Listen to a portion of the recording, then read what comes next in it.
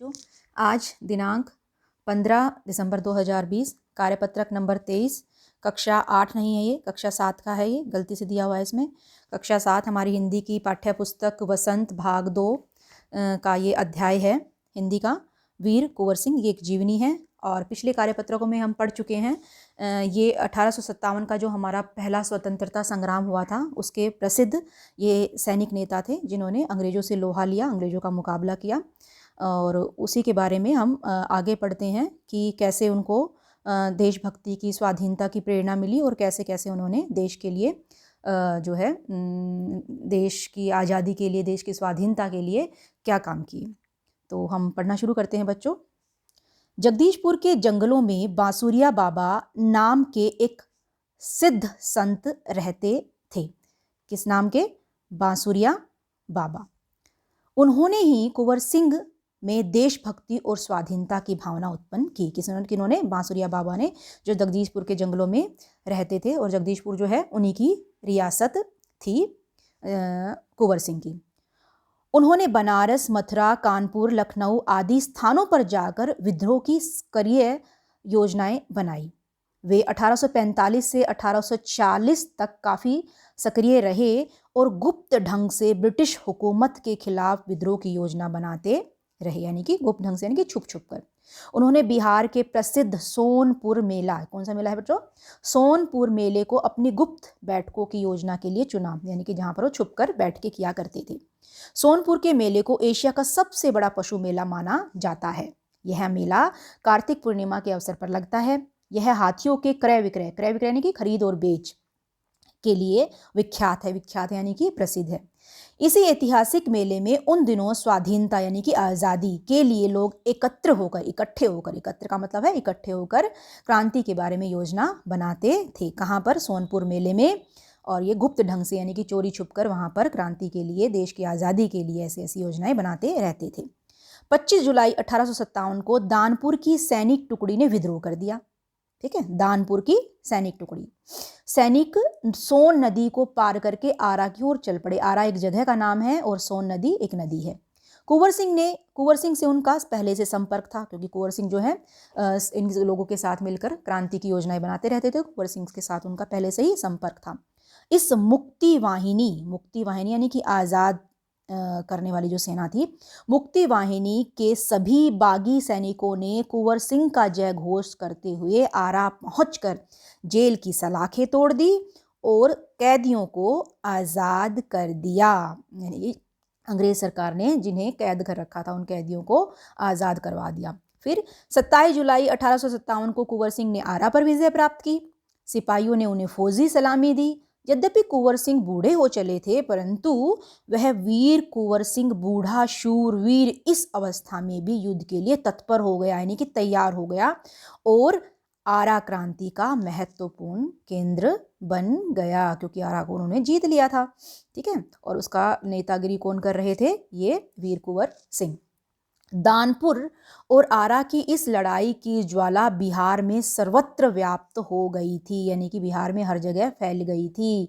देसी सैनिकों में अनुशासन की कमी, स्थानीय जमींदारों का अंग्रेजों के साथ सहयोग करना, आधुनिकतम शस्त्रों की कमी के कारण जगदीशपुर का पतन रोका ना जा सका। अब इसका मतलब क्या है बच्चों कि जो ये क्रांति थी, ये यहाँ पर कुछ एक हार का भी सामना करना पड़ा, यानी कि जगदीशपुर जो उनका सियासत थी वो उनका पतन यानी कि वो हार गए।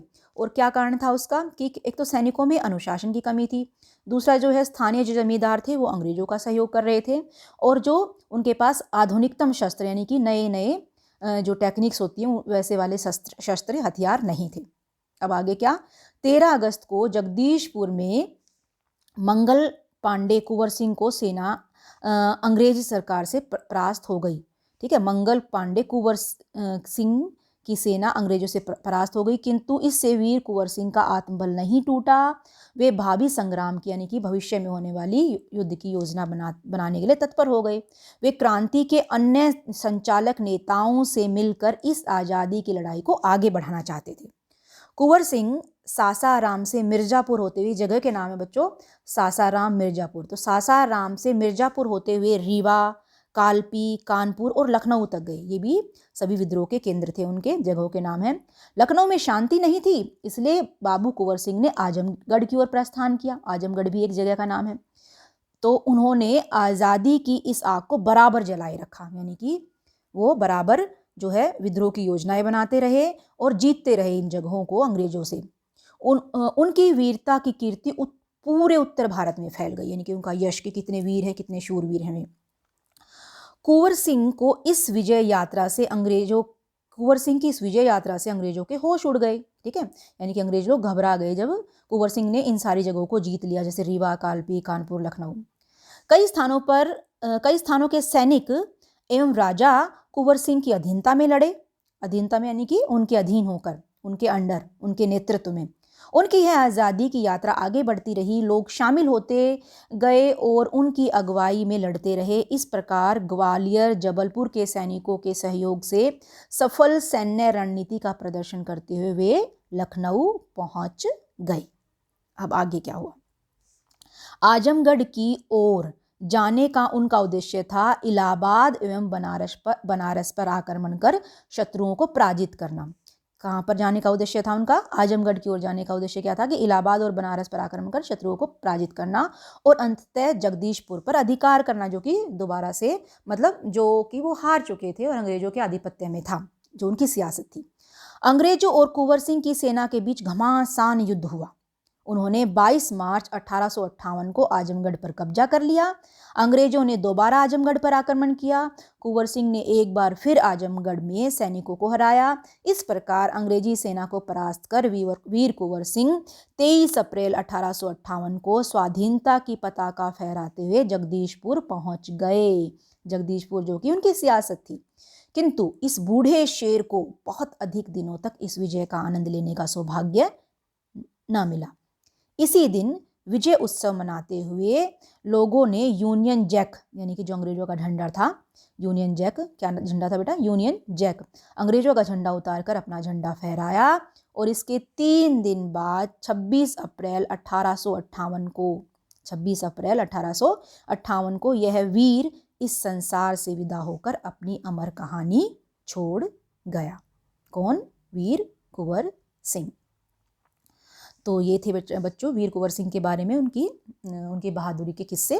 और पहला प्रश्न है कि कुंवर सिंह में देशभक्ति और स्वाधीनता की भावना किसने पैदा की थी, किसने उत्पन्न की थी? तो इसका उत्तर है कि कुंवर सिंह में देशभक्ति और स्वाधीनता की भावना जगदीशपुर के जंगलों में बांसुरिया बाबा नाम के एक सिद्ध संत ने उत्पन्न की थी। बांसुरिया बाबा नाम के एक सिद्ध संत ने। दूसरा प्रश्न है कि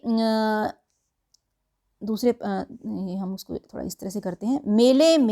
मेले जो हैं वो मनोरंजन, खरीदारी, मेल जोल के लिए होते हैं कि मेले में मनोरंजन करते हैं, मस्ती करते हैं, खरीदते हैं, आपस में मिलते जुलते हैं। लेकिन वीर कुंवर सिंह ने मेले का उपयोग किस रूप में किया? तो ये हम पढ़ चुके हैं कि वीर कुंवर सिंह बिहार के प्रसिद्ध वीर कुंवर सिंह ने किस प्रकार किया कि वीर कुंवर सिंह बिहार के प्रसिद्ध सोनपुर के मेले को अपनी गुप्त बैठकों की योजना के लिए चुना उन्होंने। कि गुप्त बैठकें करते थे, छुप कर बैठकें करते थे और इनमें वो अपनी स्वाधीनता के लिए, आज़ादी के लिए योजनाएं बनाते थे। और इसी ऐतिहासिक मेले में उन दिनों स्वाधीनता के लिए लोगों के साथ एकत्र होकर, यानी कि इकट्ठे होकर क्रांति के बारे में योजनाएं बनाते थे। तो वो खरीद और बेच के लिए नहीं, बल्कि क्रांति की योजना बनाने के लिए उन्होंने मेले को चुना। प्रश्न नंबर 3 है कि वीर कुंवर सिंह आरा क्रांति के महत्वपूर्ण केंद्र कैसे बन गए? तो इसका उत्तर है कि दानापुर के बागी सैनिकों ने सोन नदी को पार करके कुंवर सिंह का जय घोष करते हुए आरा पहुंचकर जेल की सलाखें तोड़ दी, कैदियों को आज़ाद कर दिया और 27 जुलाई 1857 को कुंवर सिंह ने आरा पर विजय प्राप्त की और वीर सिपाहियों ने उन्हें फौजी सलामी दी। यद्यपि कुंवर सिंह बूढ़े हो चले थे, परंतु वह बूढ़ा शूरवीर इस अवस्था में भी युद्ध के लिए तैयार हो गया और आरा क्रांति का महत्वपूर्ण केंद्र बन गया। अब प्रश्न नंबर 4 है कि कुंवर सिंह की इस विजय यात्रा से अंग्रेजों के होश क्यों और कैसे उड़ गए? क्योंकि वो सारी जगहों को जीतते जा रहे थे। तो आरा पर विजय प्राप्त करने के बाद आत्मबल से भरपूर कुंवर सिंह सासाराम से मिर्जापुर होते हुए रीवा, कालपी, कानपुर और लखनऊ तक गए। उन्होंने आज़ादी की इस आग को बराबर जलाए रखा।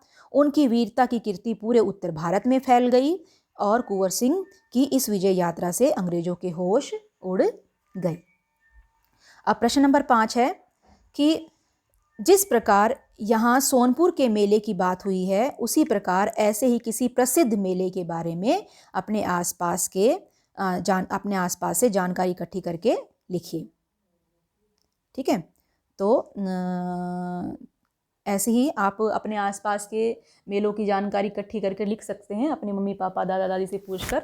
और मैंने आपकी सुविधा के लिए एक जो विश्व प्रसिद्ध मेला है जो राजस्थान में होता है, अजमेर में, उसके बारे में मैंने लिखा है, पुष्कर का मेला। और पुष्कर का मेला कहाँ है? ये होता है राजस्थान। ठीक है,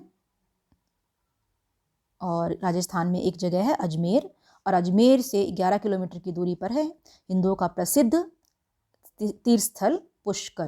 ठीक है, तो ये इसके बारे में बताते हैं, पुष्कर का मेला। अजमेर से आप इसके बारे में एक बार ध्यान से पढ़ लीजिए, समझ लीजिए, और फिर आपको इसके बारे में जो जितना लिखना है आप उतना लिख सकते हो। ये सिर्फ आपका ज्ञान बढ़ाने के लिए है, ज़्यादा बड़ा लिखने की ज़रूरत नहीं है, सिर्फ आप इसको ध्यान से पढ़ लीजिए। अजमेर से 11 किलोमीटर दूर हिंदुओं का प्रसिद्ध तीर्थ स्थल पुष्कर है। यहाँ पर कार्तिक पूर्णिमा को मेला लगता है, जिसमें बड़ी संख्या में देशी विदेशी पर्यटक भी आते हैं। वे अपने को पवित्र करने के लिए पुष्कर झील में स्नान करते हैं। राज्य प्रशासन भी इस मेले को विशेष महत्व देते हैं और स्थानीय प्रशासन इस मेले की व्यवस्था करता है।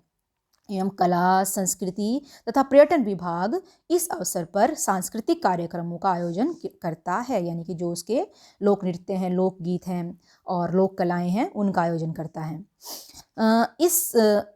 इस समय यहाँ पशु मेला भी आयोजित किया जाता है, जिसमें पशुओं से संबंधित विभिन्न कार्यक्रम भी किए जाते हैं, जिसमें श्रेष्ठ नस्ल के पशुओं को पुरस्कृत किया जाता है, यानी कि इनाम दिया जाता है, पुरस्कृत किया जाता है।